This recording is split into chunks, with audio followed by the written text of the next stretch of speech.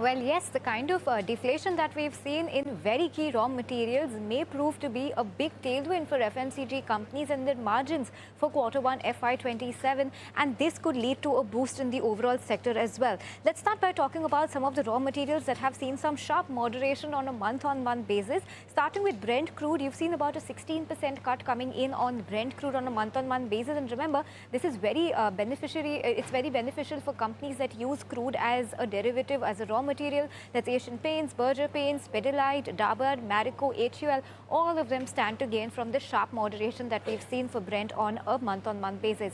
Next up, Copra. Another reason why Marico has been doing well and the Q1 update is so strong is the very sharp moderation that we've seen in Copra prices. So some of the hair oil makers like Marico and Dabur stand to gain from this 10.5% moderation over there.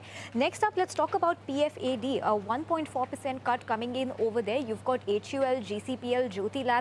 So basically, this is the palm fatty oil derivative, and that is used to make soaps, and these are some of the soap makers that could stand to gain from that. Next up, let's talk about alkyl benzene, a 1.6% moderation coming over there as well, a key raw material for companies like HUL, GCPL and Jyoti Labs once again. So yes, watch out for this as well. Now let's talk about food input costs, where the maximum easing has happened in terms of food-related raw materials.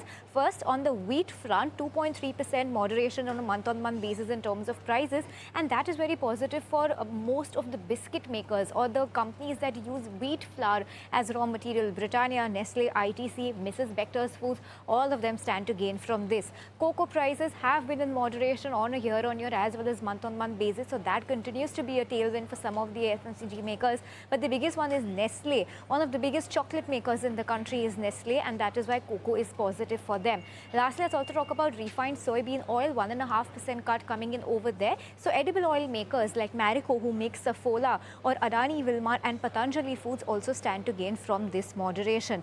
Now let's come to beverage and oral care. We've seen some softening coming in coffee prices, so that is also something to be watching out for. Flattish moves coming in on a year-on-year basis, but Tata Consumer, HUL, CCL products, some of the biggest coffee makers in the country will stand to gain from this. Next up, let's talk about maize, or the sorbitol extract that is used in toothpaste, and we've seen a little bit of an softening coming in on the pricing over there, about 2%. Colgate, HUL, Dabur, they all stand to gain from this as well. And mentha oil, that's used for cooling, for fragrances and the cooling effect in hair oils, a 1.5% moderation over there. Dabur, Marico, GCPL, Emami all stand to gain from this. Well, this is all the tailwinds that we've been talking about in terms of commodity prices cooling down on a year-on-year basis. Remember that you still have commodity prices like Brent crude, PFAD, that's the soap derivative, soybean oil, and you've got mentha oil along with LAB. All of them are still seeing an uptick in prices. And in fact, the biggest one has been seen in Brent crude, 58%, of course, on the back of all the geopolitical disruption that we've seen. So yes, while tides seem to be changing on the FMCG front for commodity prices, at least in the month gone by, there's still a long way to go from their yearly highs. All right. Thank you so much, Nehi, for joining us.